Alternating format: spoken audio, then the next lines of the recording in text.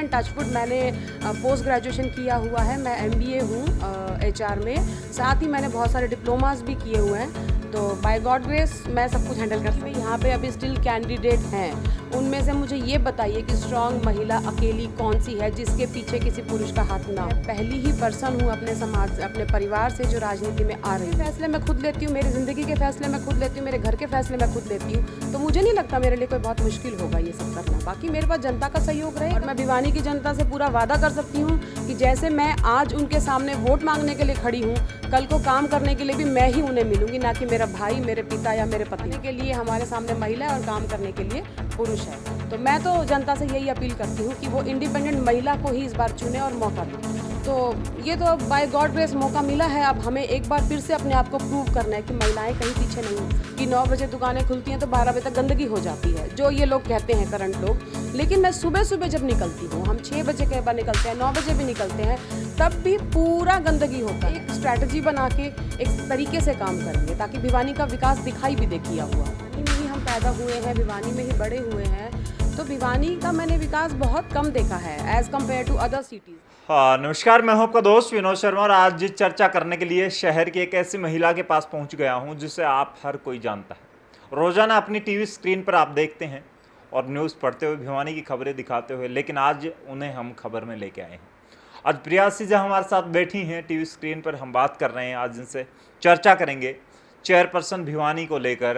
अब की बार दीपावली पर कुछ महिलाएं एक दीपक अलग से जलाने वाली हैं, माता लक्ष्मी को फरियाद करने वाली हैं माता लक्ष्मी से कि अब की बार उनके घर में लक्ष्मी के रूप में आएँ। तो चेयरपर्सन का भी एक जो टिकट है वो भी लेके आएँ किसी पार्टी विशेष से, और शायद हो सके तो ऐसी भी दुआ करेंगी, प्रार्थना करेंगी कि उन्हें ही बना दें आप भिवानी का सर्वेसर्वा। तो प्रिया सिजा से जानेंगे लोग इन्हें वोट क्यों दें और किन मुद्दों पर ये भिवानी के लिए लड़ना चाहती हैं। तो प्रिया जी क्या कहेंगी? नमस्कार विनोद शर्मा जी, और सबसे पहले आप सभी को शारदीय नवरात्र की शुभकामनाएं। और जहां तक दिए जलाने की बात है, मैं तो काफ़ी टाइम से ही दिए जला रही हूं भगवान के आगे कि हमें ये कुर्सी मिल जाए। बाकी तो हमारी मेहनत है, वो देखते हैं क्या रहेगा। और जहाँ तक रही मुद्दों की बात, तो मुद्दे तो देखिए भिवानी में ही हम पैदा हुए हैं, भिवानी में ही बड़े हुए हैं, तो भिवानी का मैंने विकास बहुत कम देखा है as compare to other cities. हम जाते हैं तो हमने भिवानी को लगातार नीचे आते ही देखा है। तो आई होप विकास कार्य करेंगे अगर हमारे हाथ में पावर आती है तो। अगर 5 मुद्दों की बात करें तो क्या ऐसी समस्याएं हैं जो प्रिया सिजा रोजाना रोडों पर निकलती हैं या लोगों से सुनती हैं, आप खबरें चलाती हैं, तब क्या नज़र आता है भिवानी में 5 ऐसे मुद्दों पर? देखिए, नगर परिषद की अगर बात करें 5 मुद्दों की, तो देखिए सबसे पहले जो हमारी मूलभूत सुविधाएं होती हैं भिवानी शहर के लोगों की, और जो हमारा सौंदर्यीकरण होता है, आई थिंक उसमें सारे ही मुद्दे आ जाते हैं। 5 या 10 है, वो सारी चीज़ें आ जाती हैं। तो बेसिकली काम उन्हीं पे ही करना है, बस एक स्ट्रैटेजी बना के एक तरीके से काम करेंगे ताकि भिवानी का विकास दिखाई भी दे किया हुआ। अगर सफाई की आपने सौंदर्यीकरण की बात की, तो सफाई की 12 बजे तक 1 बजे तक हम लोग भी वीडियो बनाते हैं, कुछ और दूसरे साथी भी वीडियो बनाते हैं, सफाई तब तक नहीं होती। कई बड़े शहर हैं उनमें रात में स्टार्ट हो जाती है 3-4 बजे से सफाई, और सुबह 8 बजे से पहले कंप्लीट भी हो जाता है सफाई का जितना काम है, क्योंकि आम जनता निकलनी स्टार्ट होती है 7-8 बजे के बाद अपने बिजनेस को लेकर या अपने दिनचर्या को स्टार्ट करती है। तो वैसे कुछ आपके दिमाग में चल रहा है या फिर भिवानी में वैसे ही जो अभी चल रहा है वही चलता रहेगा, आपको सिर्फ सीट मिल गई, टिकट मिल गई और जीत गए आप? नहीं, देखिए पॉलिटिक्स ऐसी चीज़ है जिसके लिए बहुत मेहनत करनी पड़ती है, और अगर हम मेहनत कर रहे हैं तो हम ये नहीं कि मेहनत की और सीट पे जाके बैठ गए।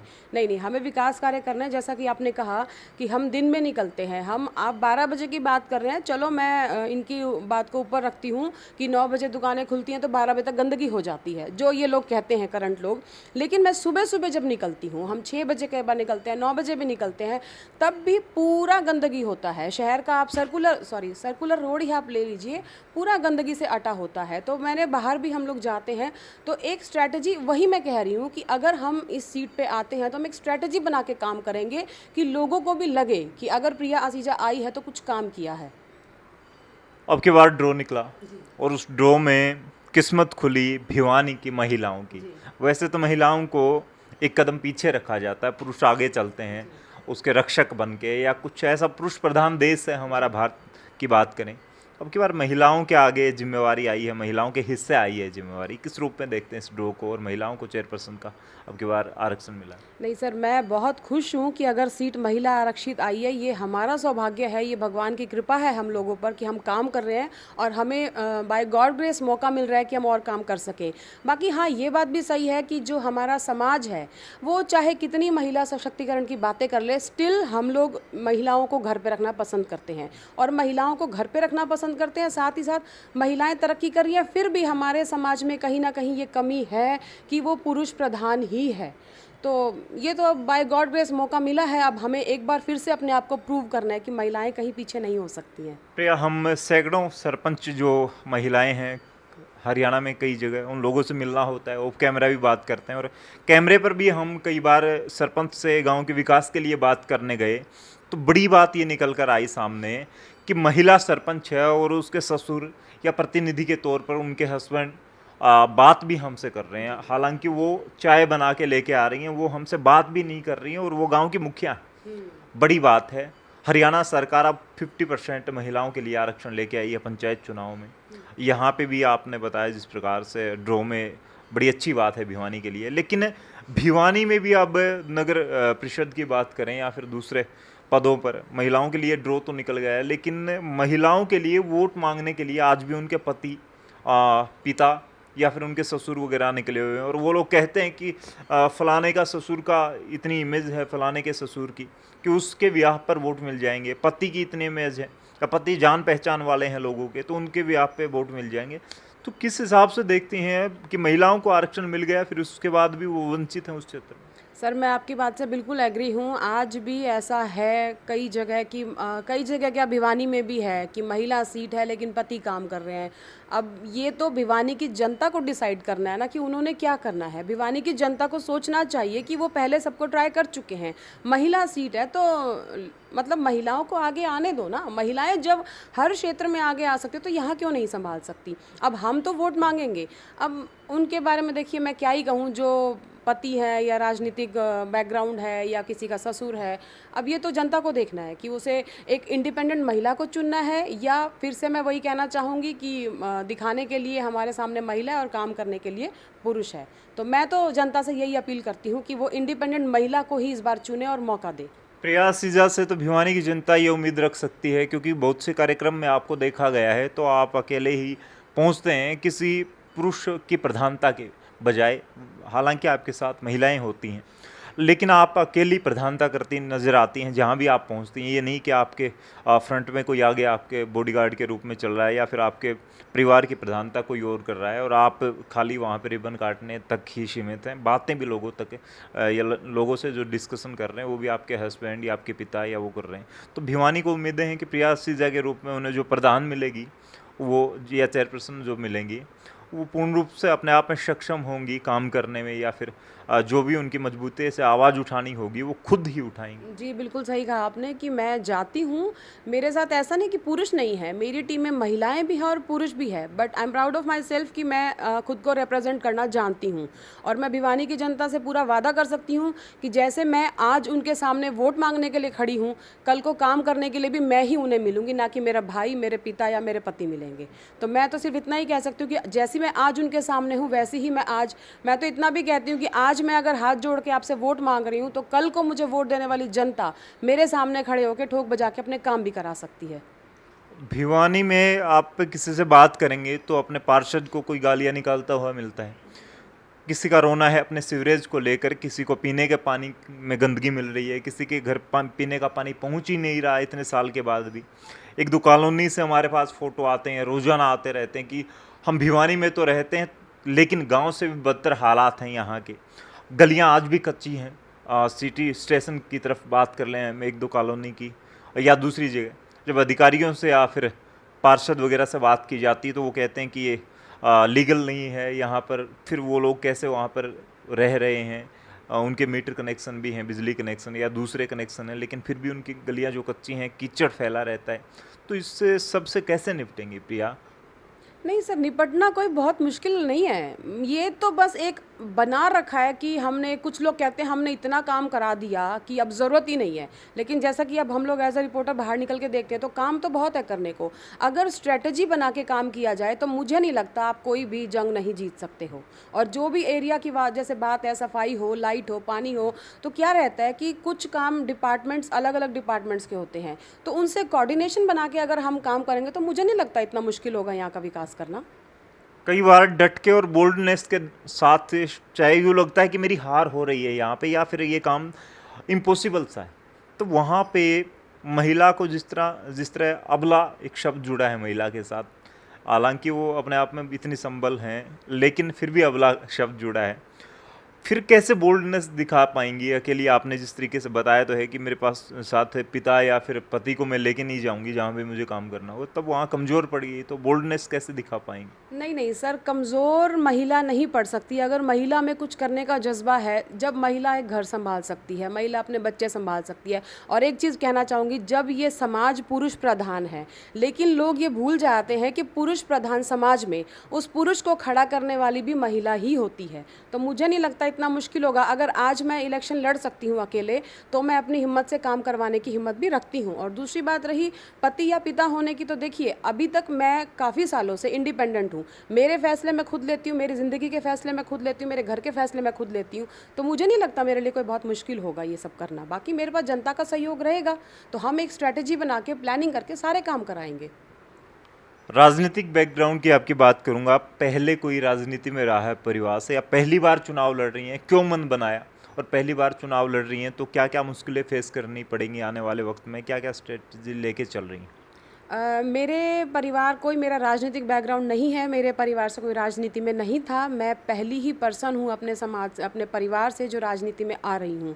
दूसरी बात, मुश्किलें तो सर बहुत आएंगी, आगे आने वाली तो मुझे नहीं पता, लेकिन हाँ पिछले 3 महीने से, जब से ये मैंने डिक्लेयर किया है कि मैं इलेक्शन लड़ रही हूँ, काफ़ी मुश्किलें मुझे आ भी रही हैं। और मैं स्टिल खड़ी हूँ और मैं खड़ी रहूँगी जहाँ तक भगवान मेरा साथ देगा, जहाँ तक जनता मेरा साथ देगी मैं वहाँ तक खड़ी रहूँगी। ऐसा नहीं है कि मैं डर के बैठ जाऊँगी, मेरे अंदर ऐसा कुछ नहीं है।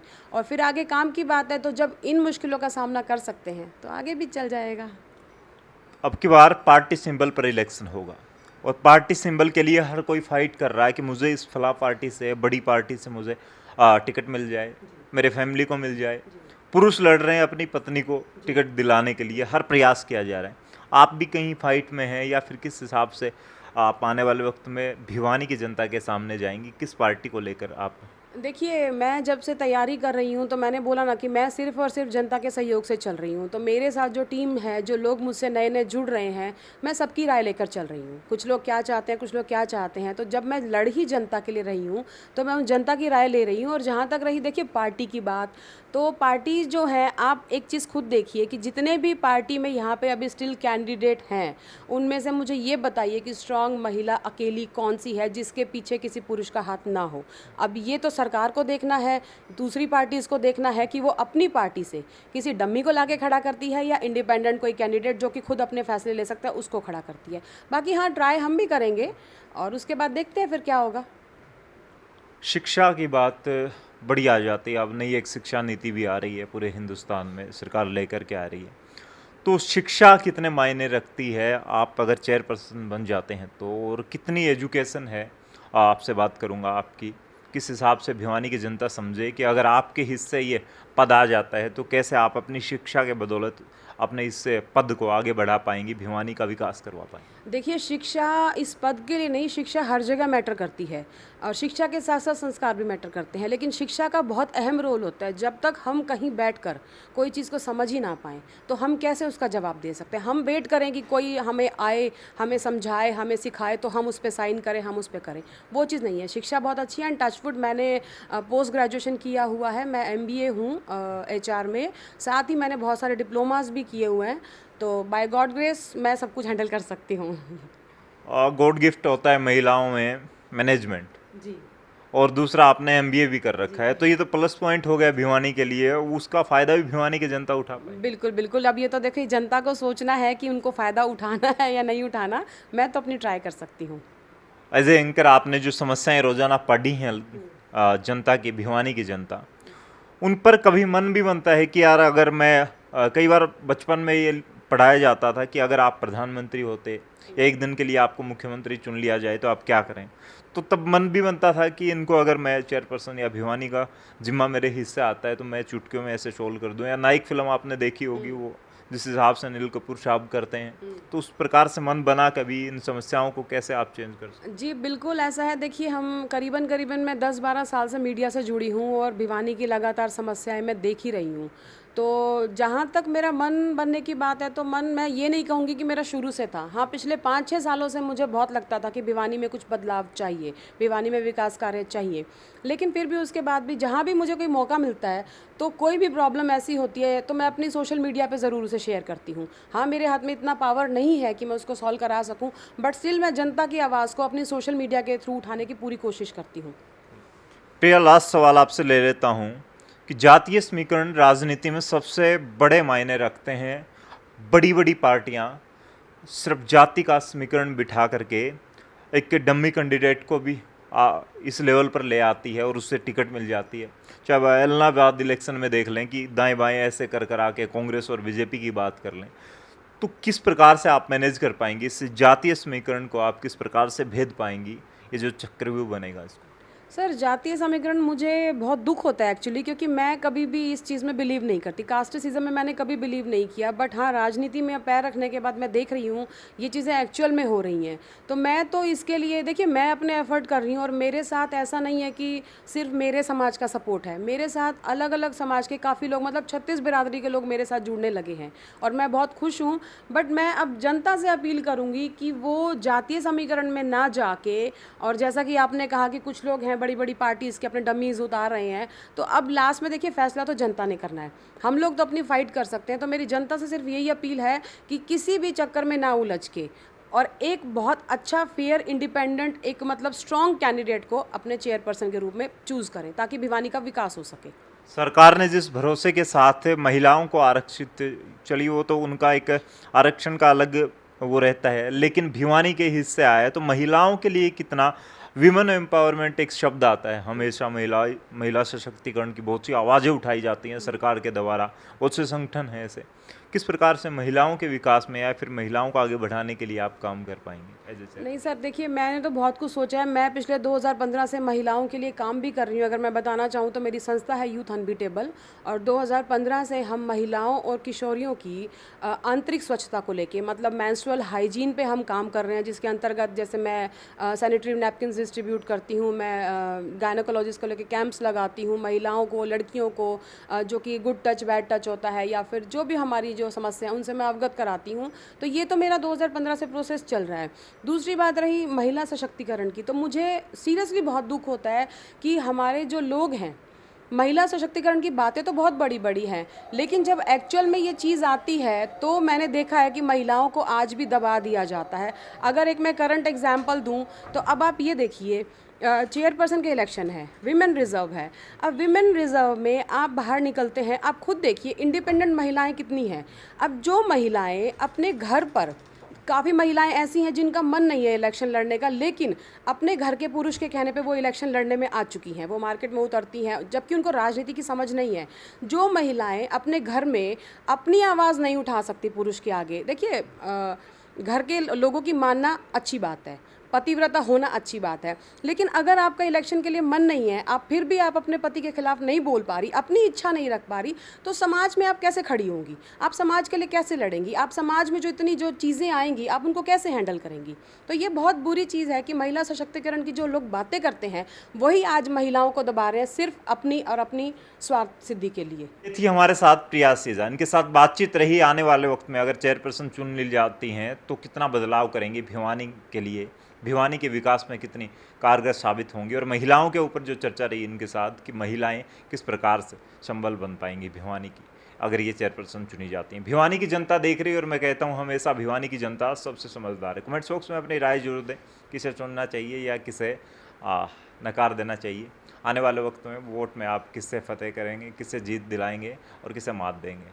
कमेंट्स बॉक्स में अपनी राय जरूर दीजिएगा, इस वीडियो को शेयर कीजिएगा। तब तक के लिए धन्यवाद। राम राम, जय हिंद।